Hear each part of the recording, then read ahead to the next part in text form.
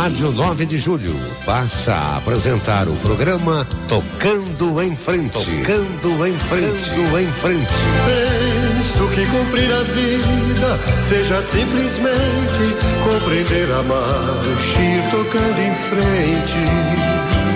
Apresentação Ivanildo de Andrade. Todo mundo ama um dia, todo mundo chora, um dia a gente chega e no outro vai embora. Cada um de nós compõe a sua história, cada ser em si carrega o dom de ser capaz de ser feliz.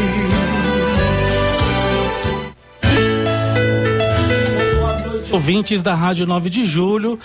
E boa noite você, querido ouvinte da rádio. Ai, meu Deus do céu, olha como eu tô atrapalhado. Boa noite, ouvinte da Rádio 9 de Julho. Você, ouvinte do programa Tocando em Frente. Pessoal, cheguei aqui em cima da hora. 2 árvores caídas na Marginal Tietê. Ó, CET, tem uma árvore caída ali perto da ponte do Piqueri. Tem lá um carro da CET parado.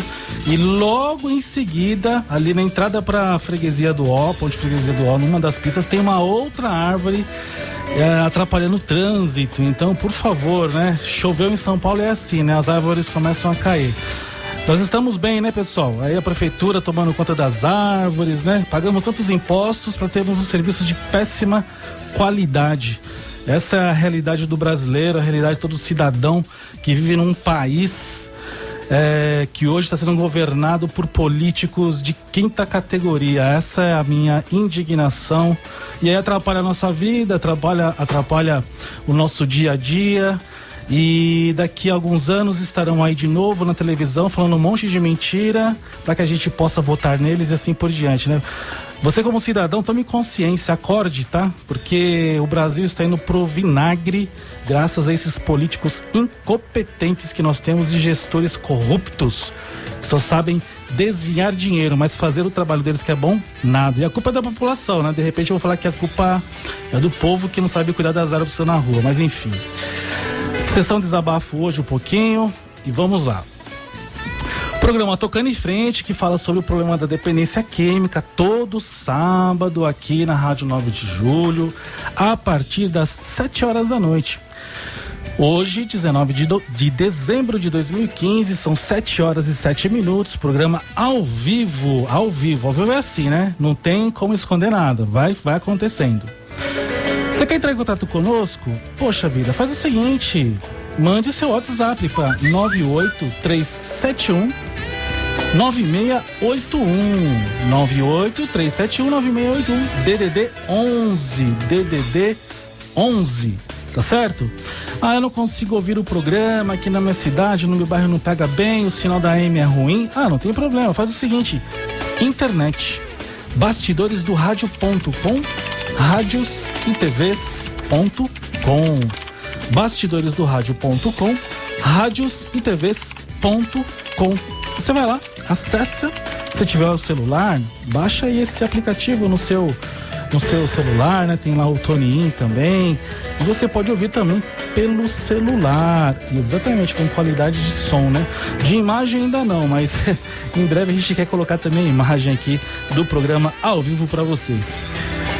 Hoje o nosso tema é a doença do alcoolismo, né? A doença do alcoolismo. E quem está aqui para falar conosco? Paulo de Abreu Leme Filho, que é o presidente do movimento Vale a Pena. A Maria Carolina Freitas, que é a responsável pela comunicação do movimento Vale a Pena. E o Leonardo Aragão? Leonardo Aragão é o nosso assessor de imprensa. Ele não veio? Não veio. Ah, ô Leonardo, você faltou aqui, rapaz. Enfim, então nós estamos aqui com o Paulo. Vocês viram que a voz do Paulo já sugere, o cara é locutor de alguma rádio por aí. E a Maria Carolina falou, não vou falar, não. Vai falar sim, vai falar um pouco. Quem vem aqui tem que falar, ajoelhou tem que rezar, né? E vou falar sobre essa questão, né? A doença do alcoolismo. Eles falam um pouco também desse movimento Vale a Pena. Vamos saber o que é, né? Esse movimento Vale a Pena. Frei Bernardo Fradão, da comunidade Casa Esperança e Vida, ele falava o seguinte em relação à doença da dependência química e em relação ao dependente químico. Sempre vale a pena. Ou seja, sempre acreditar que existe recuperação.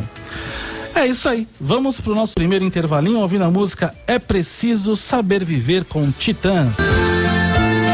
Você está ouvindo na Rádio 9 de Julho, Tocando em Frente. Tocando em Frente. Tocando em Frente. O pensamento de hoje. Quem se vence a si mesmo é um herói maior do que quem enfrenta 1000 batalhas contra muitos milhares de inimigos. Pensamentos judaicos. Quem se vence a si mesmo é um herói maior do que quem enfrenta 1000 batalhas contra muitos milhares de inimigos. Olha que interessante. A dependência química é uma doença crônica, progressiva e, se não tratada, ela pode ser fatal. De uma complexidade muito grande. Ou seja, o tratamento envolve às vezes 1, 2, 3, 4, 5 formas de intervenção. Só que se a pessoa não estiver corresponsabilizada no processo, se o indivíduo não quiser realmente, não estiver motivado para vencer este problema, dificilmente ele conseguirá obter sucesso. E é isso, né? O primeiro passo para um dependente químico, o primeiro passo para um familiar é parar, olhar para si e ele mesmo vencer aquilo que está nele, que é a sua impulsividade, a sua compulsividade. Não está fora, mas está dentro, está nele. Então é isso, né? Termos este esforço e buscar essa saúde egóica, saúde do eu, para se fortalecer e conseguir enfrentar as 1000 batalhas que o dia a dia e a vida vai colocar na sua frente. Pense nisso, né? Você pode ser um grande herói. Sabe como? Vencendo aquilo que hoje te castiga, aquilo que hoje te incomoda. É isso aí, gente. Programa Tocando em Frente, falando sobre a questão da dependência química, né? Programa Tocando em Frente 2016 aí virá com algumas novidades. Faremos aí algumas campanhas. Queremos que os nossos ouvintes estejam cada vez mais próximos de nós. Perguntando, participando, tirando dúvidas. Se você hoje está com alguma dúvida, que tem alguma questão, vai lá no Facebook, né? E na nossa página do Tocando em Frente e pode perguntar, vai interagindo conosco aqui ao vivo, que a gente vai podendo falar sobre aquilo que você coloca como sendo uma dúvida, como sendo um questionamento. E aqui o Paulo, né, que está aqui conosco hoje, vai poder responder ao vivo para você. facebook.com/tocando em frente, facebook.com/tocando em frente e também pelo WhatsApp 98371-9681 DDD 11. A doença do alcoolismo. Paulo de Abreu Leme Filho, presidente do movimento Vale a Pena, seja bem-vindo ao programa, obrigado pela sua disponibilidade. Quer se apresentar para o nosso ouvinte e falar um pouquinho sobre o que é esse movimento Vale a Pena, ou deixa isso para Carol falar, você que escolhe. Mas bem-vindo, Paulo. Muito obrigado, Ivanildo. E boa noite a todos os seus ouvintes, a todos os internautas. E em primeiro lugar eu queria parabenizar você por uma iniciativa tão nobre e que chega a ser mesmo de utilidade pública, a meu ver, que é você ter um programa que trata especificamente de dependência química. Isso é muito importante. E isso tenho certeza que vai ajudar muitas pessoas que estão nos ouvindo e vai ajudar ainda outras no futuro. O movimento Vale a Pena, basicamente, ele surgiu da iniciativa, na verdade ele surgiu depois que eu e o meu pai, né, nós dois temos a dependência química, principalmente do álcool. Nós decidimos escrever um livro contando a nossa história. Por que eu decidi, junto com o meu pai, escrever esse livro? Nós decidimos escrever o livro porque nós notamos em algum momento das nossas vidas, na verdade, depois que os meus filhos nasceram, né? Aqueles 2 senhorinos que estão... São seus filhos? São os meus filhos. Que lindos. Depois que eles nasceram, eu percebi, eu tô em recuperação há 19 anos, né? Faz 19 anos que eu não bebo e nem tomo qualquer outro tipo de droga 19 anos. 19 anos. Só 19 anos e só por hoje. E 19 anos, há 19 anos que eu estou em abstinência, em recuperação. Quando meu filho mais velho nasceu, eu percebi que isso não era um problema só meu. Eu poderia ficar em recuperação, quieto, no meu canto, tranquilamente, sem me incomodar com nada. Trabalhando, tendo a minha vida, ganhando dinheiro, constituindo a minha família. Mas quando eles nasceram, eu percebi que esse negócio não acabava em mim. Quando eles nasceram, comecei a pensar, e eles, como é que vai ser? Será que eles vão ter dependência química também? Como é que vai ser a vida deles? Você começou a perceber então que não era algo só individual, Exato. não era só seu. Sim, exatamente. Eu tinha uma concepção muito individualista. Eu tô né, me tratando, né, retomei a minha vida, recuperei a minha vida, atingi coisas que nem na minha a imaginação mais doida eu conseguia atingir, mas não era um problema só meu. Mas num primeiro momento eu pensei nos meus filhos, muito pequenininhos ainda. Depois eu pensei, por que os meus filhos são melhores que os filhos das outras pessoas? E aí que me deu um peso na consciência enorme pelo fato de eu estar muito voltado para o meu próprio umbigo. E aí eu decidi escrever o livro junto com o meu pai, no qual a gente conta a nossa história, a gente conta alguns aspectos que nós temos em relação à nossa dependência, como nós nos recuperamos, para incentivar outras pessoas a buscarem se recuperar também, principalmente o familiar que está vendo às vezes algum dependente químico perto dele sofrendo e quer fazer alguma coisa e perde a esperança. Eu acho que isso é importante. Você falou uma coisa interessantíssima, né? A questão da esperança e do familiar. Sim. O quanto esse familiar acaba ficando desesperançado, né? Isso mesmo, você tem toda a razão, porque o que a gente tem visto, e eu me penitencio porque eu fui, né, também tive esse tipo de pensamento. Às vezes o dependente que está em recuperação, que conseguiu retomar sua vida, por conta de um bicho chamado preconceito, ele fica em silêncio, ele não abre o anonimato, ele fica quieto, né? Eu, por exemplo, ganho a minha vida profissional como advogado. Se eu saísse falando, né, como não estou dizendo que isso está errado nem certo, né? Mas muitas vezes eu dizendo que eu sou um dependente químico, ainda que em recuperação, dizendo que eu sou alcoólatra, né? Muitas vezes as pessoas vão olhar para mim e vão falar, não, esse cara não vai trabalhar comigo, né? Imagina se no dia do meu processo, da minha audiência, ele bebe. O estigma está presente, o estereótipo está presente. Exatamente. A imagem, digamos, o que tem de pejorativo na palavra, né? Isso mesmo, e aí é pejorativo mesmo. E aí o que acontece? Desculpa, eu falei pejorativo, mas para os nossos ouvintes, o que seria pejorativo, né? Eu acho que o pejorativo seria uma coisa, um estigma ruim. Ruim, né? Seria uma caricatura, né? Uma situação, um preconceito, né? Bobo.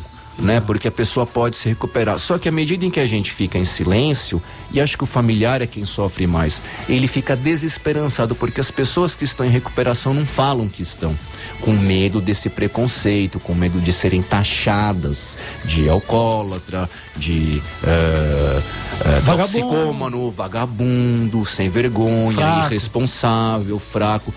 E nesse ponto, Ivanildo, você tocou num assunto que, por incrível que pareça, num primeiro momento não tem muito a ver com isso, mas que eu acho que tem muito a ver. Você falou muito dos nossos governantes, né? Os nossos governantes, mais uma vez, contribuem decisivamente para esse preconceito. Se você quer saber a minha opinião sobre isso, né? Nós falamos aqui da questão das árvores, da zeladoria da cidade, né? Mas também com a dependência química, você pode ter certeza, né?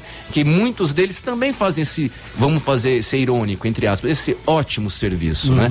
E daí nós lançamos o livro. Nós lançamos o livro com essa esperança de poder levar esperança.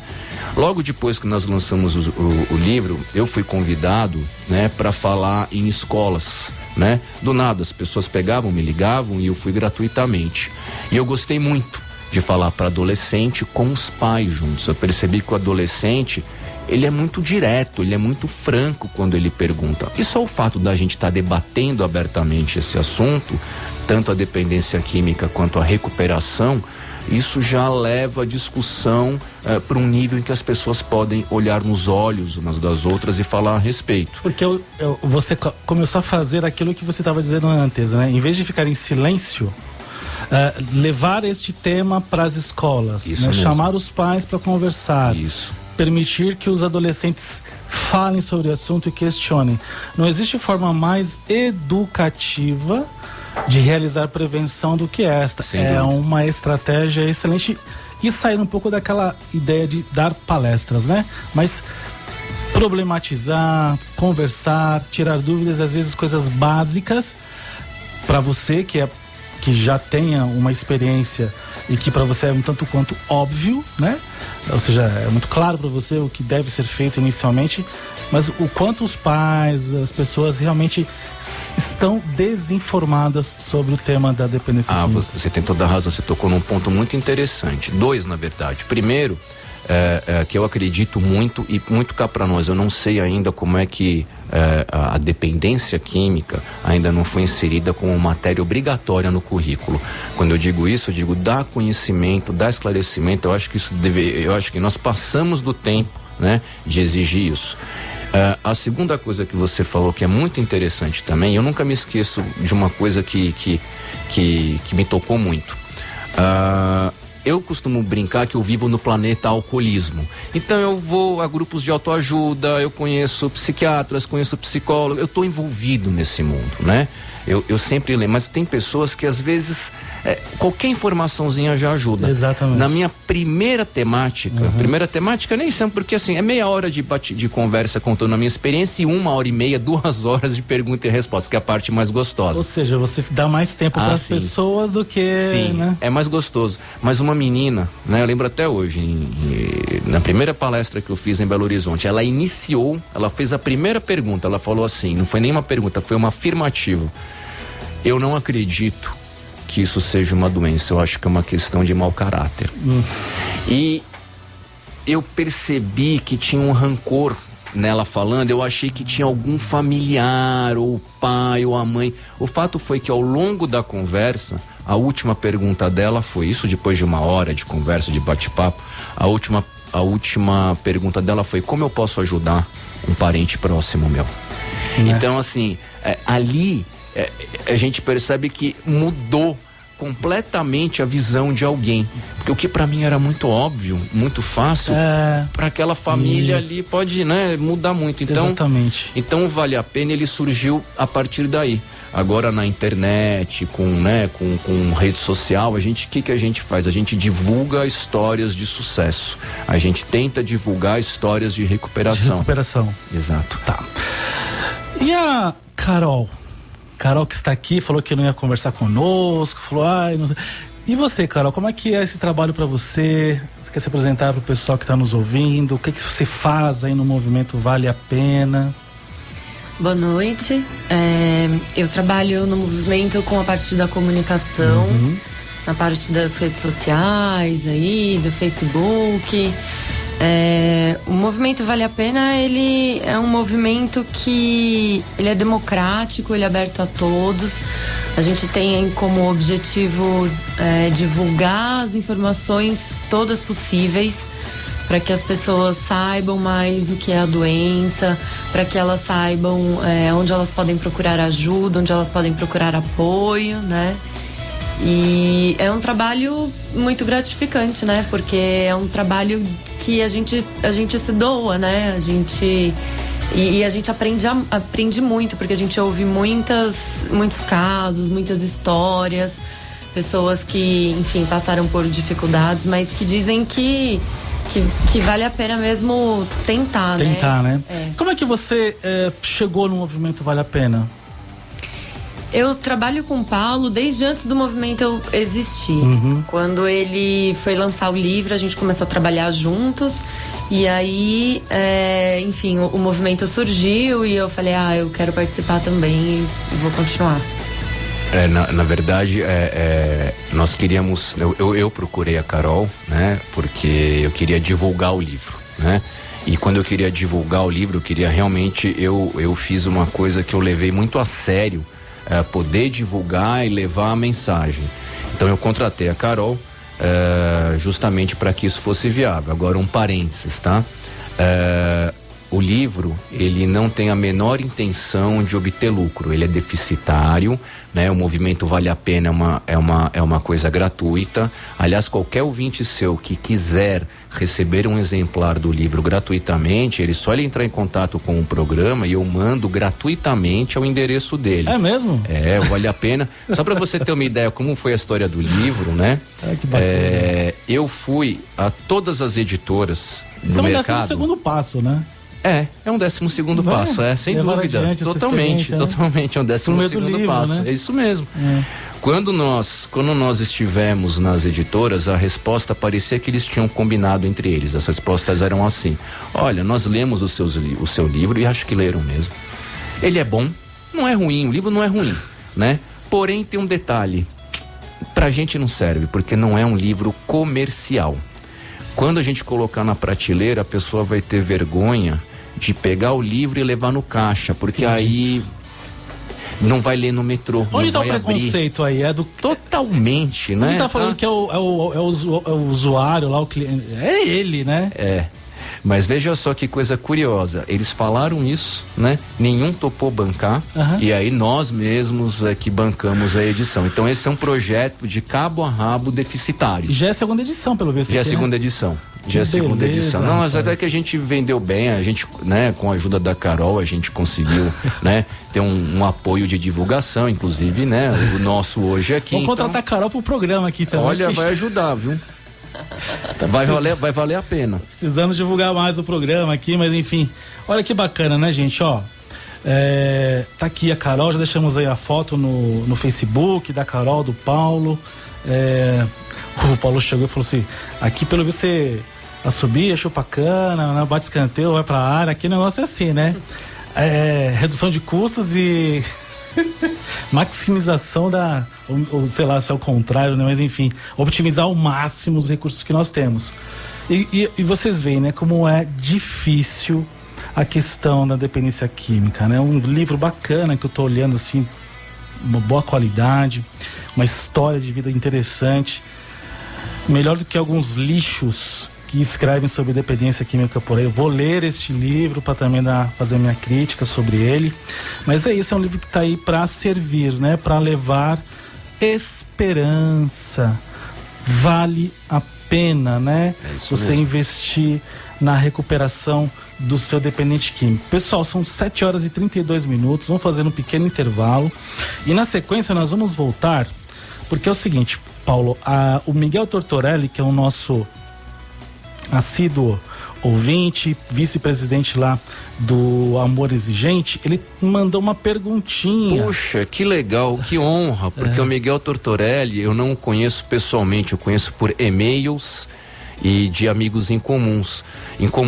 E eu fiquei muito feliz, primeiro que ele está ouvindo o que eu estou falando aqui, para mim já é uma honra muito grande, e segundo que o Miguel é uma pessoa muito respeitada, faz um trabalho muito legal, e para mim é uma honra poder, quem sabe, conseguir responder uma pergunta dele. Ô Miguel, espero que eu consiga, viu? Ah, consegue. Ó só, ele foi bonzinho com você. Ele é bonzinho, me disseram que ele é bonzinho. Ele levantou a bola só pra você chutar pro gol. Puxa, obrigado, Miguel. O Amor Exigente está em várias escolas no Brasil. Ele tá falando o seguinte: o Amor Exigente está em escolas de várias cidades no Brasil como matéria na grade escolar. Não é essa a pergunta é outra. E é verdade mesmo. Agora, posso fazer um parênteses? Eu sei que não... Faz depois. Claro. Eu vou falar a pergunta, você já vai pensando e na volta você vai ter todos esses assuntos para falar, tá? Paulo, quando é detectado que o indivíduo passa de abusador para alcoolista? Aí na sequência você fala para nós e pros ouvintes como que é que isso é detectado. Passar de ser um abusador para um alcoolista. Vamos agora para o pequeno intervalo, ouvindo a música A Vitória Alcançarás, Mariane.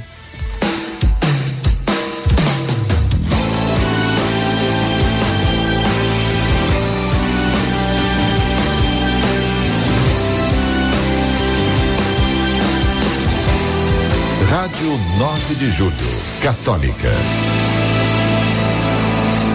Eu sei que não é preciso explicar,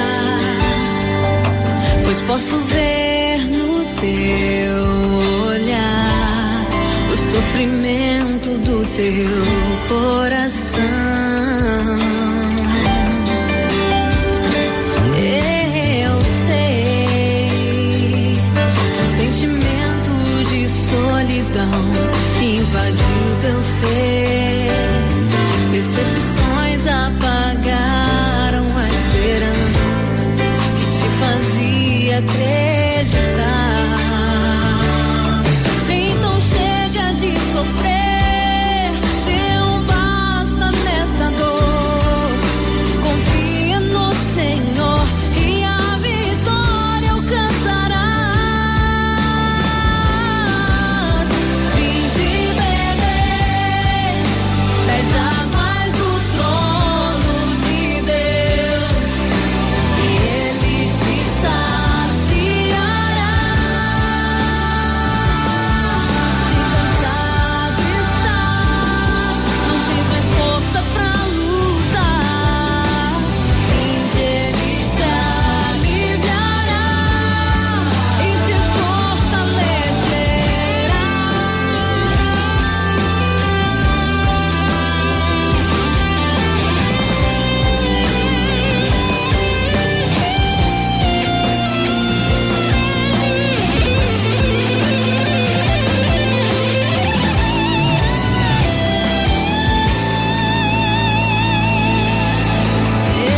Eu sei que um sentimento de solidão invadiu teu ser.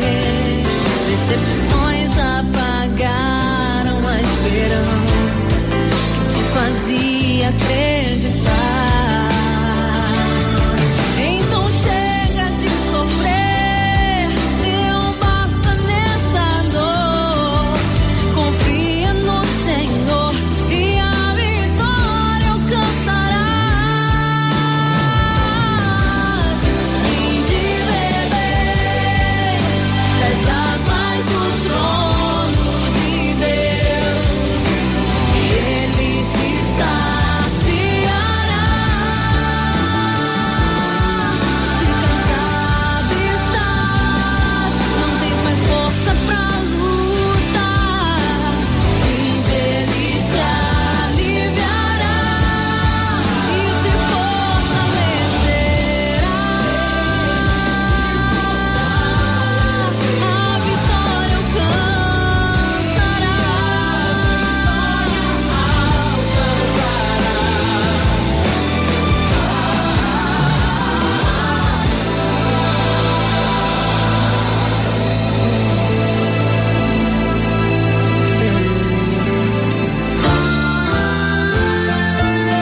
Você está ouvindo na Rádio 9 de Julho, Tocando em Frente. Tocando em Frente. Tocando em Frente.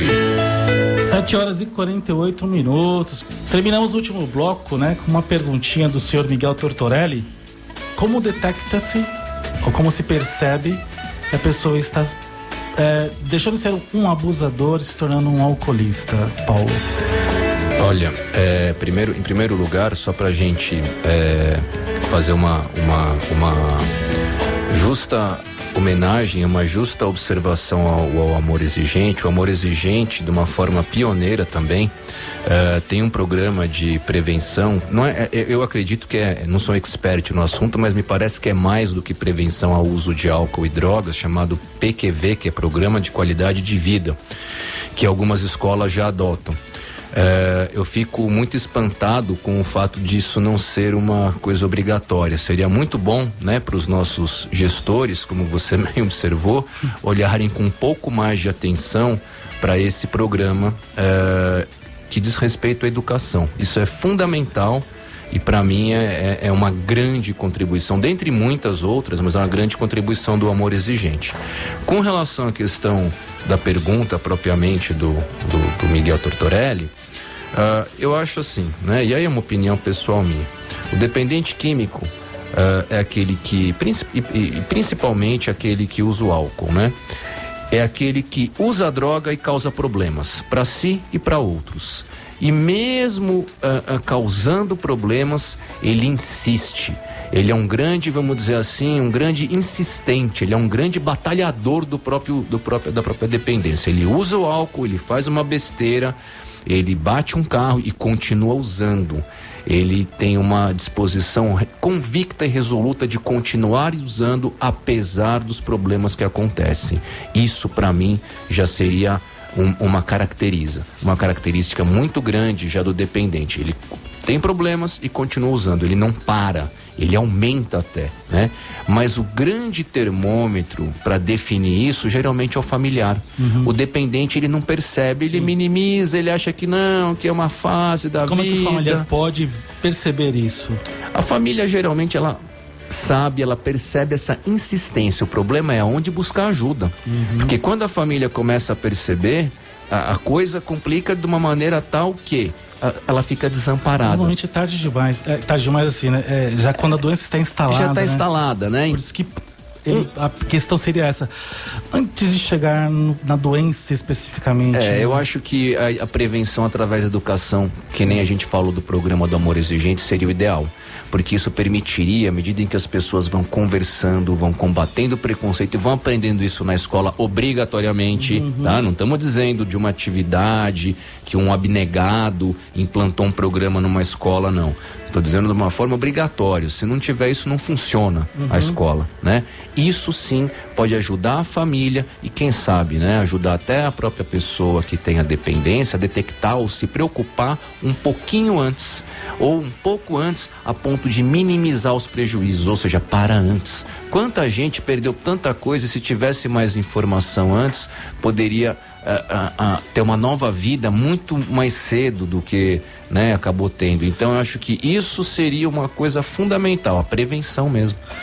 Dizem os especialistas, a literatura diz que 80% das pessoas que procuram ajuda, que iniciam algum tratamento para a doença da dependência química, 80% nunca foram ou nunca buscaram um apoio inicial. Ou seja, 80% só foram buscar ajuda pela primeira vez só quando a doença já está instalada. Então... Pois é, a gente vê o preconceito, né, atuando também. A gente na verdade não fala esse assunto dependência química, ele é uma coisa meio obscura, é uma coisa meio, não, vamos falar, mas vamos falar disfarçadamente, né? É sempre com os outros, nunca é comigo, né? Eu não conheço ninguém assim. E eu acho que a família, percebendo, né, que existe já um abuso, o Amor Exigente, por exemplo, é um grupo, é um apoio, né? Deveria ter mais Amor Exigente, porque no fundo, né, todos nós nunca sabemos o que vai acontecer com os nossos filhos, com os nossos parentes, né? Todos nós estamos sujeitos a isso. E quando a família deve procurar ajuda? Quando ela percebe que tem alguma coisa errada. Quando ela percebe que um menino, por exemplo, ele tá bebendo e tá batendo o carro e continua bebendo mais e vai bater o carro pela segunda vez e vai perder um ano na escola, enfim, são os problemas e aí deve procurar ajuda. A família agora tem uma dificuldade porque ela quer resolver, né, ali, não quer deixar ninguém saber. Minha opinião muito pessoal, Ivanildo, tudo passa pelo preconceito.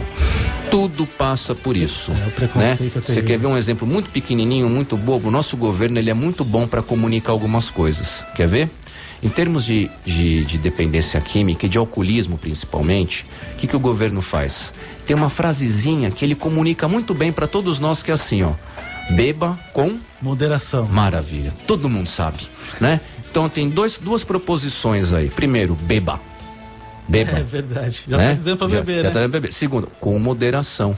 Então, se você tem a dependência, que é uma condição que você não escolheu para ter isso daí, você é um imoderado. Ou então, beba com responsabilidade, que as companhias de bebida adoram falar essa também. beba com responsabilidade, irresponsável. Então, olha como já volta para a idade das trevas, já não é um responsável. Já uma questão preconceituosa. E quem é o familiar moral? E quem é o familiar que vai querer buscar ajuda tendo um irresponsável junto com ele? Você entendeu como as coisas vão se complicando? E é por isso que o programa, né, tenta dar voz às pessoas, porque o nosso objetivo maior é fazer com que o problema, a questão da dependência química não seja encarada de uma forma moralista, de uma visão moralista, mas sim de uma maneira mais voltada para o conhecimento, para revelar e mostrar para as pessoas que tem muita gente hoje trabalhando com a questão da dependência química e mostrar que é possível, né? Que a gente consegue sim lidar com o problema, resolver o problema e consegue obter a recuperação. Olha só que bonitinho, tá aqui agora os 2 filhinhos do Paulo. Qual é o nome de vocês? Esses aqui são, na verdade, os grandes fundadores do Vale a Pena, viu? Foram eles que me inspiraram a fazer o Vale a Pena. É mesmo? Agora aqui, esse aqui vai dizer o nome dele aqui no microfone. Qual é o seu nome? Arthur Varanda Fleme. Só o primeiro nome, Arthur? Qual é? Quantos anos, Arthur? 5? Fala. 5. Aqui é pra falar, não dá pra você mostrar sua mão. Aqui, tem ninguém vendo. Aqui? E você? Caio. Caio, quantos anos, Caio?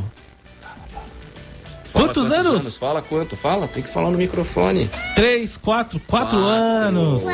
4 anos.